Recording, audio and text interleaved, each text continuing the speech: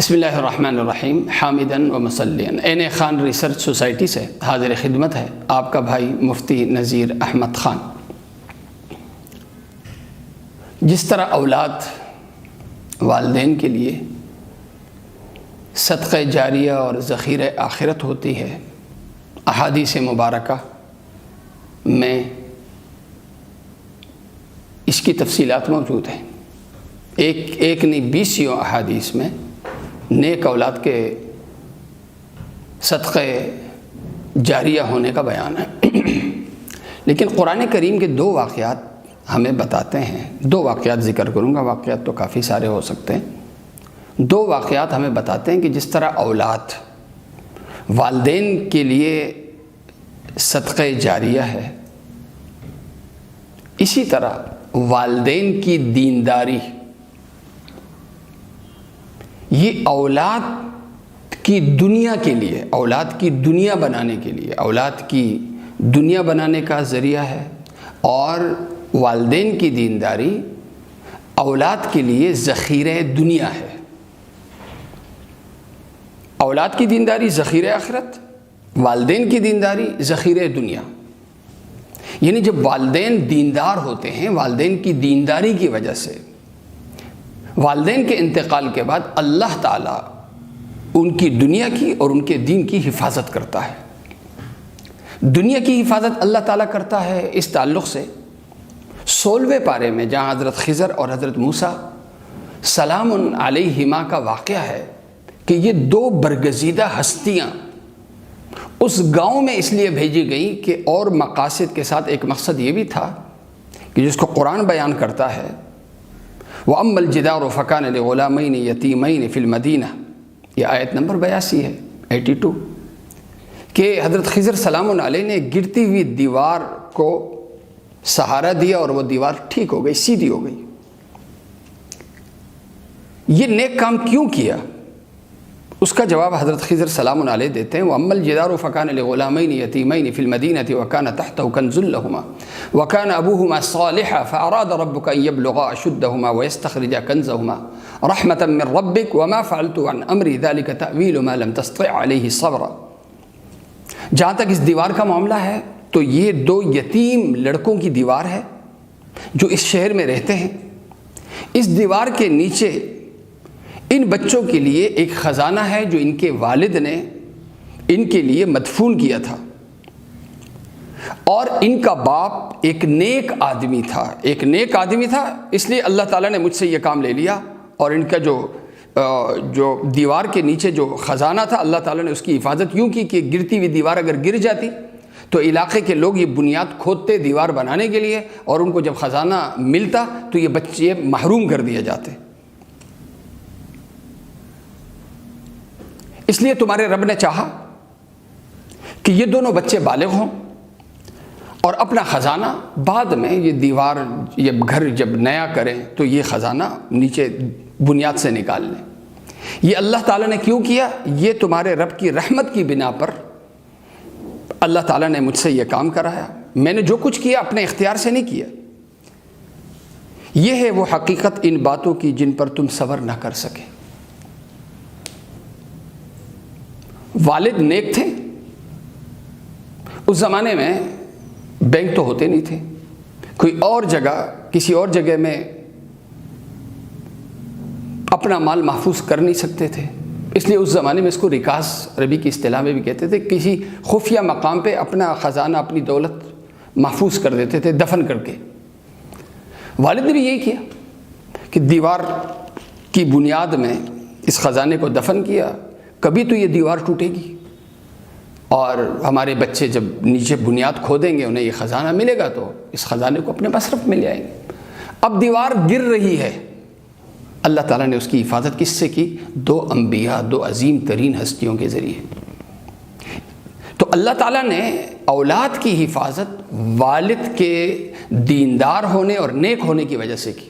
تو جب والد نیک ہوتا ہے تو اللہ تعالیٰ ان کی اولاد کا سہارا بنتا ہے۔ جو شخص اللہ کے دین کی مدد کرتا ہے اللہ تعالیٰ پھر ان کی اولاد اور فیملی کا مددگار بن جاتا ہے۔ یہ ایک واقعہ۔ ایک دوسرا واقعہ جسے قرآن نے بیان کیا ہے سورہ قلم 29ویں پارے میں، تبارک الذی کے بعد سورہ ملک کے بعد سورہ قلم میں آیت نمبر 16 سے لے کر آیت نمبر 32 تک اللہ تعالیٰ نے اصحاب الجنہ کا واقعہ بیان کیا کہ جس کا ترجمہ میں عرض کر دیتا ہوں. اور اس کا واقعہ یہ تھا کہ والد تھا نیک، اولاد آوارہ تھی. والد پیداوار میں زکوٰۃ یعنی عشر دیتا تھا، مسکین کا جو حق تھا اللہ تعالیٰ نے جو لازم کیا ہوا تھا. جب پیداوار لیتا تھا، پھل فروٹ کی کٹائی کے وقت غریب بھی آ جاتے تھے، غریبوں کو ان کا حصہ دے دیا جاتا تھا. اولاد جو آوارہ تھی وہ اپنے والد کو بے وقوف سمجھتی تھی کہ جی محنت ہم کریں، سب کچھ ہم کریں، اور مفت میں یہ غربا اور مساکین آئیں اور پیداوار کا ایک بڑا حصہ لے جائیں. انہیں اپنے والد پہ غصہ آتا تھا لیکن کچھ کہہ نہیں سکتے تھے. والد کے انتقال کے بعد انہوں نے فیصلہ کیا کہ اب جو پیداوار ہے یہ پورا کا پورا ہم لیں گے، کسی غریب مسکین کو نہیں دیں گے. یعنی زکوٰۃ دینے سے ایک طریقے سے انکار کر دیا. زکوٰۃ دینے سے انکار کا مطلب ہے آج ایک فرض چھوڑا کل دوسرا فرض چھوڑیں گے. تو خطرہ تھا دین کو، پیچھے خطرہ تھا، پچھلے واقعے میں خطرہ تھا دنیا کو، یہاں خطرہ تھا دینداری کو خطرہ لاحق ہوا، جس کے نتیجے میں آوارگی اور گمراہی اولاد کے مقدر ہو سکتی تھی. لیکن اللہ تعالیٰ نے فوری گرفت کر کے اللہ تعالیٰ نے ان آوارہ بچوں کی اصلاح کر دی، جس کو قرآن نے بیان کیا. اِنَّا بَلَوْنَهُمْ كَمَا بَلَوْنَا أَصْحَابَ الْجَنَّةِ. ہم نے ان اہل مکہ کی اس طرح سے، ان اہل مکہ کو اللہ کہتا ہے کہ ہم نے اس طرح سے آزمائش میں ڈالا ہے جس طرح ایک باغ کے مالکوں کو ہم نے آزمائش میں ڈالا. جب انہوں نے قسم کھا لی تھی کہ صبح سویرے ہم ضرور اپنے باغ کے پھل توڑیں گے، اور بے دینی کا یہ عالم تھا کہ انہوں نے انشاءاللہ تک نہیں بولا. رات کو وہ سوئے ہوئے